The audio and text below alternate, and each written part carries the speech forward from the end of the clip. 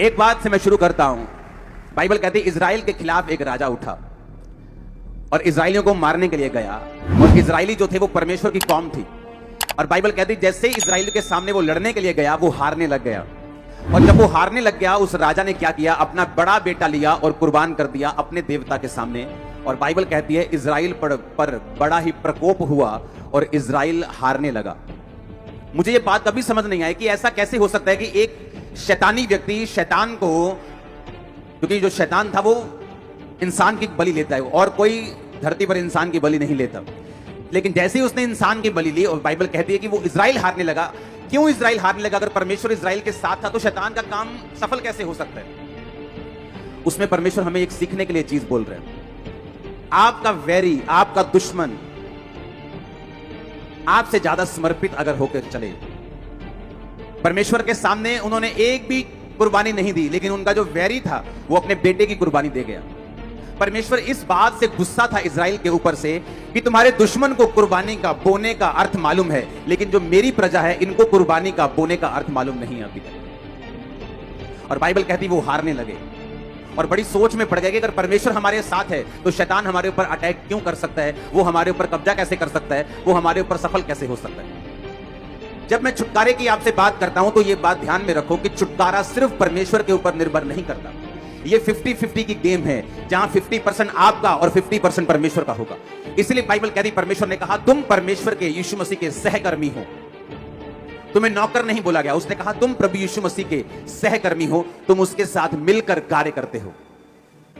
जब मैं छुटकारे की बात करता हूं, चाहे वो आपके परिवार का छुटकारा हो, चाहे वो आपके फाइनेंस का छुटकारा हो, चाहे वो आपके शरीर का छुटकारा हो, चाहे वो आपकी स्पिरिचुअल लाइफ में शैतान से छुटकारा हो, ये सारे छुटकारे आप पर निर्भर नहीं करते, ना ही परमेश्वर पर निर्भर करते हैं। ये आप और परमेश्वर दोनों पर निर्भर करते हैं। कितने मेरी बात को समझ रहे हैं? इसलिए जब हम वचन में चलते हैं हमें मालूम होता है कि परमेश्वर आपको छुटकारा देना चाहता है, लेकिन मुझे परमेश्वर के वचन की शिक्षा को लेना होगा, मुझे छुटकारे की शिक्षा को लेना होगा, मुझे परमेश्वर को और शैतान की चीजों को समझना होगा, और उस रीति के साथ वो छुटकारा जो मैं अपने परिवार का चाहता हूं, अपने फाइनेंस का चाहता हूं, अपनी जिंदगी का चाहता हूं, मेरी जिंदगी में एंटर कर सकेगा। क्योंकि होता क्या है, जब विश्वासी परमेश्वर में आता है वो सारी चीजें परमेश्वर पर छोड़कर परमेश्वर की ओर देखता रहता है। और बाइबल कहती परमेश्वर ने कहा मैंने तुम्हें सांपों और बिच्छुओं को रौंदने का और शत्रु की सारी सामर्थ्य पर अधिकार दिया है, किसी भी वस्तु से तुम्हें कुछ भी हानि नहीं होगी। हम परमेश्वर की ओर देख रहे हैं कि वो दुष्ट आत्मा को दूर करेगा, और परमेश्वर हमारी ओर देख रहा है कि तू कब समझेगा कि मैंने जो दुष्ट आत्मा के ऊपर अधिकार दिया है। हम परमेश्वर की ओर देख रहे हैं और परमेश्वर हमारी ओर देख रहे हैं। इसलिए जब आप ये छुटकारे का वचन सुनते हैं आपको मालूम होता है कब परमेश्वर की ओर देखना है और कब अपना काम करना है जो परमेश्वर ने मुझे अधिकार दिए हैं करने के लिए। हालेलुया। अगर आपको छुटकारा चाहिए, एक छुटकारा जो एक औरत मांग रही है अपने पति के लिए क्योंकि जो नशा करता है, जो उसकी बात को नहीं सुनता, एक छुटकारा जो मां मांग रही है अपने बेटे के लिए, अपनी बेटी के लिए जो बिगड़ चुकी, एक छुटकारा जो एक आदमी अपने फाइनेंस का परमेश्वर से मांग रहा है, एक छुटकारा जो एक औरत अपने शरीर का अपनी बीमारियों से मांग रही, एक छुटकारा जो आप अपने फाइनेंस का अपनी फैमिली का मांग रहे हैं, एक छुटकारा जो आप अपनी स्पिरिचुअल लाइफ का मांग रहे हैं, शैतान से जादू टोनों से मांग रहे हैं। ये सारे छुटकारे निर्भर करते हैं। पहला पॉइंट जो आज के वचन का है, उत्पत्ति 26 उसकी 24 आयत, दानियेल 2 उसकी 18 से 19 आयत, भजन संहिता 17 उसकी 3 आयत, प्रेरितों के काम 18 उसकी 9 आयत। ये 4 आयत अब मैं पढ़ूंगा और बाकी अगले पार्ट में पढ़ूंगा।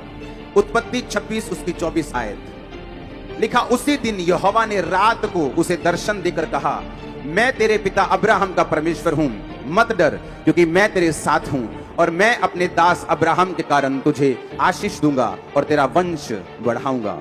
सब बोलो आमीन। दानियेल 2 उसकी 18 से 19 आयत, इस भेद के विषय में स्वर्ग के परमेश्वर की दया के लिए यह कहकर प्रार्थना करो। दानियेल कहता है कि प्रार्थना करो कि बेबीलोन के और सब पंडितों के संग दानियेल और उसके संगी भी नष्ट ना किए जाएं। 19 आयत में लिखा, तब वह भेद दानियेल को रात के समय दर्शन के द्वारा प्रकट किया गया। इसहाक को परमेश्वर ने दर्शन दिया। बाइबल कहती है उसी दिन यहोवा ने रात को, उत्पत्ति 26 उसकी 24 आयत में लिखा। दानियेल को भी बाइबल कहती है परमेश्वर ने जब दर्शन दिया तो परमेश्वर ने कहा रात को। भजन संहिता 17 उसकी 3 आयत, मैं इसे हिंदी और इंग्लिश दोनों में पढ़ूंगा। तूने मेरे हृदय को जांचा है, thou hast proved my heart, thou hast visited me in the night। English में लिखा, खुदा तूने मुझे रात को विजिट किया है। भजन संहिता में कंप्लीट हिंदी में नहीं लिखा, उसने हिंदी में लिखा है रात में तूने मुझे देखा है, यहाँ देखा नहीं है। क्योंकि अगर इसको इब्रानी भाषा में हम असली भाषा में निकालें, जिस भाषा में बाइबल लिखी गई थी, उस वचन को हम समझेंगे, असली भाषा में उस वचन को पढ़ेंगे, जिसका मतलब है पकड़। हिंदी में भी है ना ये शब्द पकड़। इब्रानी भाषा में विजिट का मतलब है किसी के पास जाना, विजिट करना, अपने रिश्तेदार के पास। जब कोई बीमार होता है हॉस्पिटल में आप विजिट करते हैं, उसका इब्रानी भाषा में मतलब है पकड़, जिसका मतलब है विजिट करना। तो इब्रानी भाषा की असली जो बाइबल है उसमें लिखा हुआ है कि तूने रात को मुझे विजिट किया है। अपने पड़ोसी को बोलो रात को। फिर प्रेरितों के काम 18 उसकी 9 आयत को मैं पढ़ूंगा, उसमें भी लिखा प्रभु ने एक रात दर्शन के द्वारा पौलुस से कहा मत डर वरन कहे जा और चुप ना रहे। सब बोलो आमीन। एक और वचन में पढ़ना चाहूंगा, लूका 6 उसकी 12 आयत, उसमें लिखा उन दिनों में वह पहाड़ पर प्रार्थना करने गया और परमेश्वर से प्रार्थना करने में सारी रात बिताई। फिर से बोलो रात। उत्पत्ति 32 उसकी 24 आयत को मैं पढ़ना चाहूंगा, उसमें लिखा याकूब आप अकेला रह गया और कोई पुरुष पौ फटने तक यानी सारी रात उससे मल्ल युद्ध करता रहा। फिर से बोलो सारी रात। अगर आप क्रिश्चियन हैं, संपूर्ण छुटकारा चाहते हैं, तो ये बात मेरी ध्यान से सुनना, कान में स्पिरिट में आज सुन के नहीं, इसको गाड़ के लेके जाना। अगर आपकी रात आपके काबू में नहीं है, आप कभी संपूर्ण छुटकारा नहीं हासिल कर सकते। आप जितने मर्जी बड़े बिशप के, अपोस्टल के, पास्टर के बेटे क्यों नहीं हैं, आप जितने मर्जी बड़े दान देने वाले क्यों नहीं हैं, अगर आपकी रात आपने काबू में नहीं की, आप छुटकारा नहीं पा सकते। आम लोगों के लिए रात सोने के लिए है। रात हो गई सो जाओ। मेरे और आपके लिए रात खुदा से मिलने के लिए है। वो क्या कहता है, वो क्या चाहता है, वो क्या कहना चाहता है। रात को डर लगता है लोगों को, लगता है कि नहीं लगता? आपको मालूम बाइबल क्या कहती है? बाइबल कहती है यहोवा घोर अंधकार में रहता है। जिनको अंधेरे से डर लगता है, शैतान उनको डराता है कि मैं यहां पे हूं, लेकिन घोर अंधकार में शैतान नहीं, क्रिश्चियन लोगों के लिए परमेश्वर खड़ा है। जब रात होती है लोगों को डर लगता है क्योंकि शैतान उन्हें डराता है। क्रिश्चियन लोग नहीं डरते, क्यों? उसी रात को परमेश्वर दर्शन के द्वारा, सपने के द्वारा आपसे बात करके आपको छुड़ाने की कोशिश करता और करता है। आप मेरी बात समझना ध्यान से। दूसरे लोगों के लिए रात सोने का टाइम है, एक क्रिश्चियन के लिए रात कम्युनिकेशन करने का, दर्शन देखने का, ड्रीम देखने का, खुदा से कांटेक्ट करने का, सुपर नेचुरल जहां नेचुरल से मिले, आसमानी ईश्वरीय ताकत जब आपकी ताकत से मिले, ये वो टाइम है। इसलिए मैंने क्या कहा, अगर आपकी रात आपके काबू में नहीं है तो मैं बिना देखे, आपकी केस को बिना सुने मैं आपको बता सकता हूं कि आपकी लाइफ में अभी संपूर्ण छुटकारा नहीं है। इसलिए रात को आप ब्लू फिल्में देखते हैं, रात को मोबाइल आपको खतरनाक तरीके से छेड़ता है, रात को आपको हर तरह के काम याद आते हैं, रात को जब नींद नहीं आनी चाहिए जिस टाइम आपको तब भी आती। लेकिन अगर आप टीवी देखने जाएं फिर नींद नहीं आती, लेकिन अगर आप बाइबल पढ़ने लगे आपको नींद आने लगती है। आप मोबाइल पे चले जाए 2 घंटे आप देखते रहते हैं किसने क्या कमेंट किया, लेकिन अगर आप वही 2 घंटे में प्रेयर करने लग जाएं आपको नींद आने लगती है। आपको मालूम होना चाहिए कि शैतान कहीं ना कहीं आपके छुटकारे को रोकने की कोशिश कर रहे हैं। रात, उत्पत्ति 26-24 फिर से पढ़ो। उसी दिन यहोवा ने इसहाक को रात में, बोलो कहां पर? वो रात में उसके दर्शन में आया, रात को उसके सपने में आया। लेकिन लोगों को यह नहीं मालूम, जब आप अपने भाई से मिलने के लिए जाते हैं, जब आपकी बहन की बेटी की शादी होती है और आप 1 साल बाद उससे मिलने के लिए जाती हैं, आप कैसे जाती हैं? तैयार होके, अच्छे कपड़े डाल के, महंगा हो चाहे वो सस्ता हो, पर साफ सुथरे कपड़े डाल के, अच्छी तरह से तैयार होके, थोड़ा सा गिफ्ट लेके आप उससे मिलने के लिए जाते हैं। और क्रिश्चियन लोगों को मालूम है कि इस रात को ही परमेश्वर मुझे दर्शन देता है, पर वो तैयारी नहीं करते रात को परमेश्वर से मिलने की, वो तैयारी नहीं करते रात को परमेश्वर उन्हें टच कर सके, वो उस तैयारी के साथ नहीं सोते। आप टीवी देख के सोएंगे, परमेश्वर दर्शन नहीं देगा आपको। मेरा एक्सपीरियंस मैं आपको बता रहा हूं। आप टीवी से कट होके रात को टीवी देखना सोने से पहले छोड़ दीजिए, मोबाइल देखना छोड़ दीजिए, फालतू की चीजें छोड़ दीजिए, जस्ट प्रेयर कर कीजिए और सो जाइए। देखिए क्या होता है आपकी लाइफ।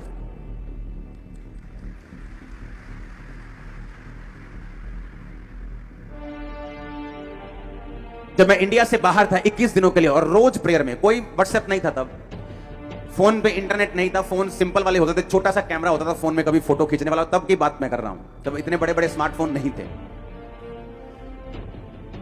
और ना ही लोगों को मालूम होता कि स्मार्टफोन क्या, बस फोन होते थे अच्छे नोकिया के कैमरे वाले। उस टाइम में जब मैं प्रार्थना करता था, और टीवी चैनल भी कौन सा था, क्रिश्चियन, मेरे रूम में जस्ट प्रेयर देखना, टीवी तो Christian channel, just prayer TV देखा, फिर क्रिश्चियन चैनल। मुझे लगा था मैं बोरिंग हो गया हूं, बोर हो गया हूं। 21 दिन ऐसा लगता है क्या लाइफ है, उठो नाश्ता करो, प्रेयर, अगर नाश्ता नहीं करना फास्टिंग में हो तो प्रेयर, उसके बाद बैठ जाओ बाइबल पढ़ो, उसके बाद वही टीवी, फिर वही वचन, फिर। लेकिन आप इमेजिन करना, मुझे ऐसा हो गया था कि जब मैं सोता था और उठता था, मुझे ये नहीं मालूम होता कि दोपहर है कि रात है, क्योंकि वो सारा शेड्यूल ही मेरा ऐसा हो गया था कि मालूम नहीं कि कब दिन है कब रात है। रूम खिड़की खोलो तो मालूम होता है बाहर रोशनी है तो दिन है। आप इमेजिन करो, उन दिनों में परमेश्वर ऑलमोस्ट हर दूसरे या तीसरे दिन सपने में आके मुझे मसा करता था, मेरे सपने में आके, मेरे स्पिरिचुअल फादर के रूप में। और अगर परमेश्वर ने मेरे सिर पे हाथ रखा है ऐसे, अगर मेरे स्पिरिचुअल फादर ने मेरे सपने में आके, क्योंकि परमेश्वर अपने दासों के मुंह को इस्तेमाल करता है, हम आपके सपने में नहीं आ सकते, लेकिन वो अपने अभिषिक्त लोगों के फेस को यूज करता है आपके सपनों में। तो वो आके ऐसे मेरे सिर पे हाथ रखते थे, और जब मैं उठता था मुझे ऐसा लगता नहीं था, ऐसा पता था कि मेरा सिर ऐसे, जैसे किसी ने फिजिकली मेरे सिर पे हाथ रखा हो, और मुझे सामर्थ्य महसूस होती थी। और जब उन 21 दिनों के बाद जब मैं इंडिया वापस आया, आप उस क्रूसेड को कर देखेंगे, अभी भी रोंगटे खड़े हो जाएंगे आपके देखकर। अगर मेरी तैयारी नहीं है तो मेरा रिजल्ट भी वैसा नहीं है। आपका एनिमी अपनी लाइफ को सरेंडर कर रहा है, आपका एनिमी सब कुछ छोड़ छाड़ के आपको दबाने के लिए आ गया। और आप अगर टीवी देखेंगे, अगर आप रात को सोएंगे, अगर आप ऐसा कुछ नहीं करेंगे, तो मत सोचो आप क्रिश्चियन है तो आप अपने आप जीत जाएंगे या आपको अपने आप छुटकारा मिल जाएगा। इसलिए मैंने कहा कल हम फास्टिंग प्रेयर करेंगे 40 डेज की। अब रोज चर्च में 40 दिन प्रार्थना होगी 9 से 5। आप फास्टिंग में आएंगे, प्रेयर करेंगे 5 बजे लंगर के साथ, आप अपनी फास्टिंग को खोलेंगे। हम प्रेयर करेंगे पंजाब के लिए, हम प्रेयर करेंगे जीतने के लिए। वैरी और दुश्मन आपके पांव के नीचे होगा, मैं आपको बता रहा हूं। लेकिन एक बात याद रखना, क्योंकि आप यहोवा को मानते हैं और जीसस को मानते हैं, इसका मतलब ये नहीं आप हर टाइम जीतेंगे। जब तक आप उस विक्ट्री के लिए, जब तक आप उस छुटकारे के लिए, जब तक आप उस जीत के लिए अपना प्रयत्न नहीं देंगे, अलर्ट नहीं होंगे, आप समर्पित नहीं होंगे, तब तक वो छुटकारा आपकी लाइफ में एंटर नहीं करता।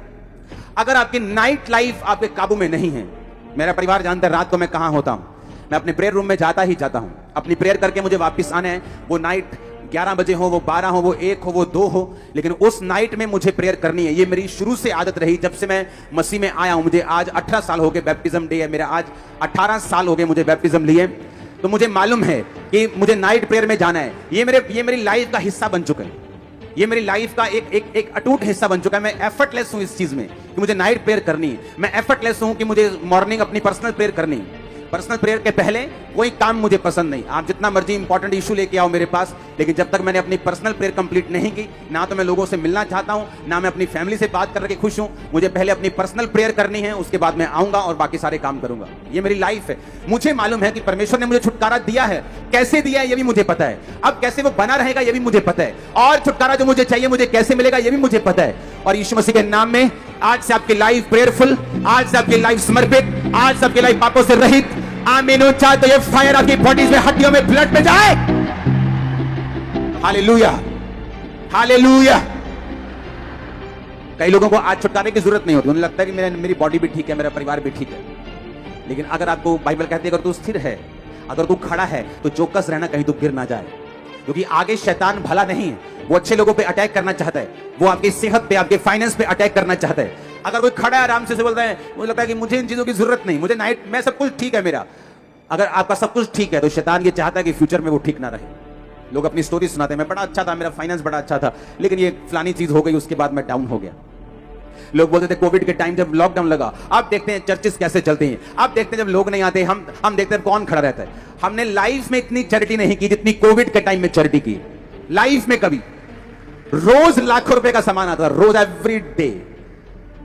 क्योंकि हमारा छुटकारा फाइनेंस पे निर्भर नहीं करता, देश की इकोनॉमी पे निर्भर नहीं करता।